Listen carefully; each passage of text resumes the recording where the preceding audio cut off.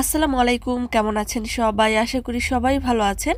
যে যেখান থেকে এই ভিডিওটি দেখছেন সবাইকে শুভেচ্ছা জানাচ্ছি। আজকের ভিডিওতে জানিয়ে দিব কুয়েতের সর্বশেষ খবর। প্রথমেই জানিয়ে দিচ্ছি কুয়েতস্থ বাংলাদেশ দূতাবাসের আপডেট। প্রবাসী বাংলাদেশিদের বানাতে দেওয়া বেশ কিছু পাসপোর্ট কুয়েতস্থ দূতাবাসে বিতরণের জন্য তৈরি হয়ে রয়েছে। যারা বানাতে দিয়েছিলেন দূতাবাসে যোগাযোগ করতে পারেন। পাসপোর্ট ডেলিভারির সময় হলো সকাল 9টা থেকে বিকেল 3:30 পর্যন্ত।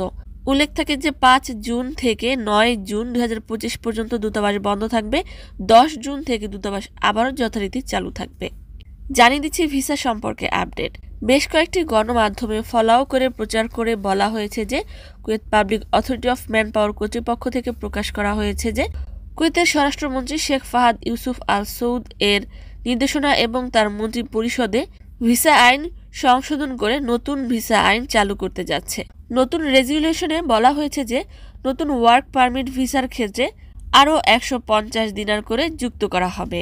তবে এই অতিরিক্ত ফি কয়েকটি সেক্টরে বাড়ানো হবে বলে উল্লেখ করা হয়েছে। সেটি হলো যে সরকারি মালিকানাধীন কোম্পানি, হাসপাতাল, দাতব্য প্রতিষ্ঠান, শ্রমিক ইউনিয়ন, জামিয়া বা সমবায় সমিতি, নাদি বা খেলার ক্লাব, কৃষিকাজ, পশুপালন এবং মাছ ধরার মতো কাজে এই অতিরিক্ত ফি বর্ধিত করা হয়েছে।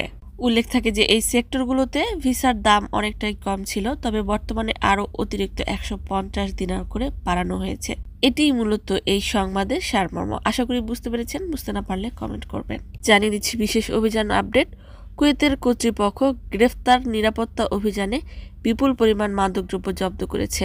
এ ব্যাপারে বলা হয়েছে যে আল গুরাইন, ওয়াফরা, আন্দালুস, সাদ আল আবদুল্লাহ, খায়রান এবং সাবাহ আল সালেম জুড়ে ধারাবাহিক সমন্বিত অভিযানে মাদক পাচারের সময় 10 জন ব্যক্তিকে গ্রেফতার করেছে। 6 কেজি সাবু, 3 কেজি হাশিশ, 7,000 লিরিকা ক্যাপসুল, আগ্নেয়াস্ত্র, গোলাবারুদ এবং মাদক থেকে উপার্জিত বেশ কিছু কুয়েতি দিনারের নোট উদ্ধার করা হয়েছে। সম্মানিত ভিউয়ার্স, আজকের মতো এই ছিল আপডেট। পুরো ভিডিওটি দেখার জন্য ধন্যবাদ।